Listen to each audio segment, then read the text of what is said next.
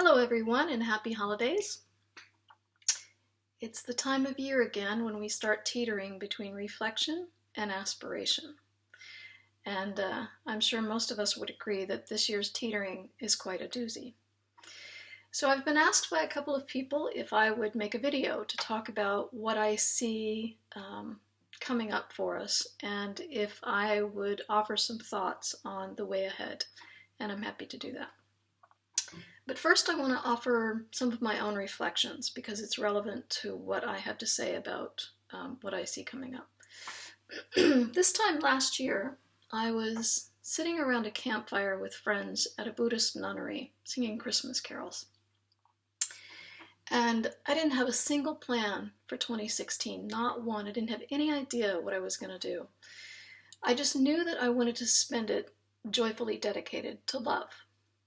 I surrendered all of the details to God, or the universe, or whatever we want to call it. What I hadn't remembered yet at that time was something that I told my friend Heather back on December 18th, 2000. We were standing behind closed doors in my office in Roslyn, Virginia, and I was telling her about the first metaphysical experiences that I had just had the weekend before. And I said, I don't know why, but I know that it's going to take me 16 years before I know what to do with all of this.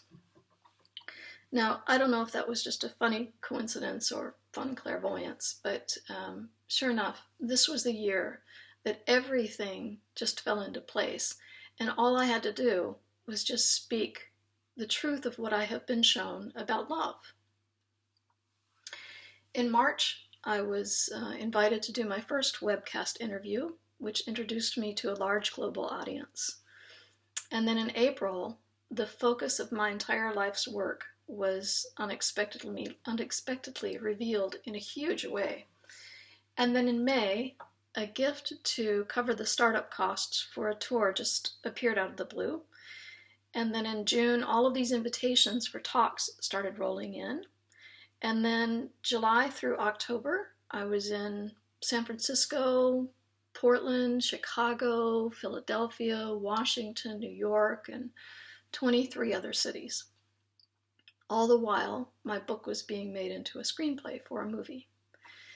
And then in November, I was in London for both an interview and a talk, the latter of which was attended by a publisher who came to make an offer to potentially work with me on my next book. And then I was off to Paris. And now I'm making this video from Brittany, France, where I just did my final talk of 2016. So not one bit of this was planned a year ago at this time when I was singing Christmas carols in India. I just knew that I wanted to do that which brought the greatest joy to my heart.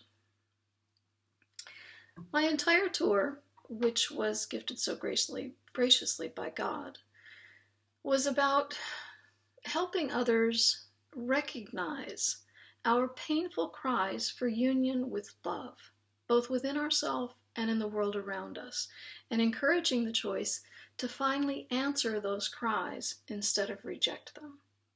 My message was that we're at a time in our world where we're ready for that kind of pure healing at the source of human suffering. The only question is, are we willing? What I told my friend Heather 16 years ago was that I was shown that Jesus came to earth at a point of reconciliation between man and God. He came offering the remembrance that we are God's love, because humanity had forgotten that. But the people that were ruling politics and religion, and the subservient masses of their mercy, were blinded by a mindset of conflict and fear, and they rejected Christ's offering. And so man's will, which perceives itself as separate from love, remained the law of the land. And this Christmas, with Christ pulsing my every breath, I'm here to tell you, we're at that point of reconciliation again.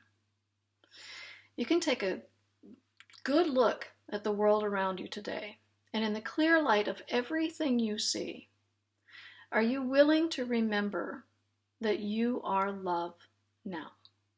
Are you willing to offer the presence of love to this world now?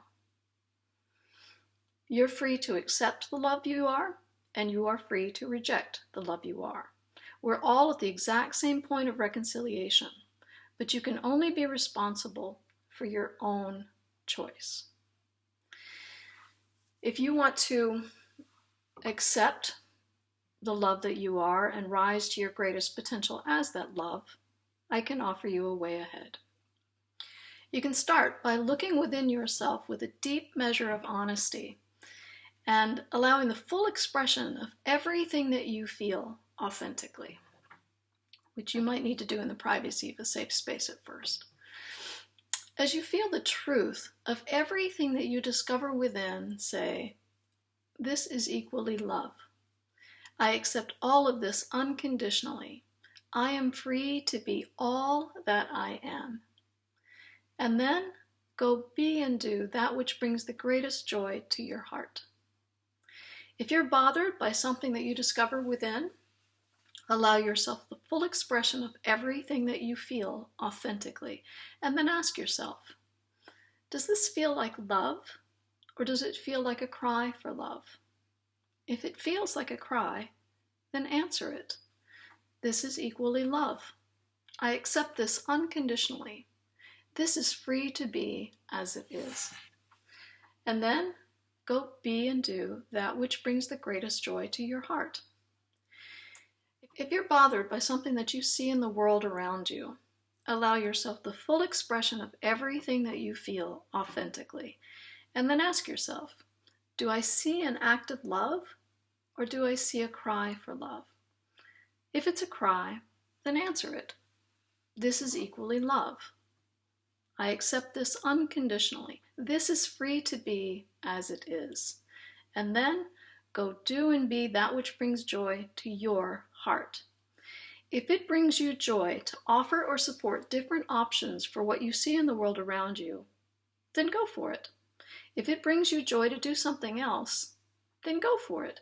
The point is, choose the option that feels most joyful to your heart. I can promise you that there are going to be times when joy seems like a completely irresponsible option, especially in light of the many challenges that lie ahead of us. But the world needs you to do it anyway. Feel all that you feel, and then go do and be that which brings the greatest joy to your heart. I want to be clear. I am telling you to surrender to complete acceptance of self and situations. Acceptance does not mean that you condone. It means that you don't deny what is. Surrender is the very thing that is the way that we come into relief. We come into awareness and relief of the lifelong conditioned rejection of our own true nature. Surrender is that way that we open up and allow the joyful nature of love to rise up into our awareness as us. This is how you do it. As you aspire to live your life joyfully motivated to be the presence of love, new opportunities will miraculously just open up around you. You don't need to know the details. That's the whole point. Love allows what man's will can't even imagine. I promise you. For every minute that you're vigilant in your willingness to be present as love, you are a light for others. And I can assure you, in the times ahead, we're going to need a lot of light illuminating our way. So if you have any questions, or if you're not clear on what love really is, according to me and my experiences, then I invite you to watch the video, What Love Really Is, and I'll include a link on this video for that as well. And in that video, I also talk about how you can see the impact of your individual willingness on the collective and our universal healing. So that's what I wanted to share with you today. I wish you all a very Merry Christmas, Happy New Year, Happy Holidays, and one last thing. Don't skimp on your prayers. Best wishes to one and all. Much love.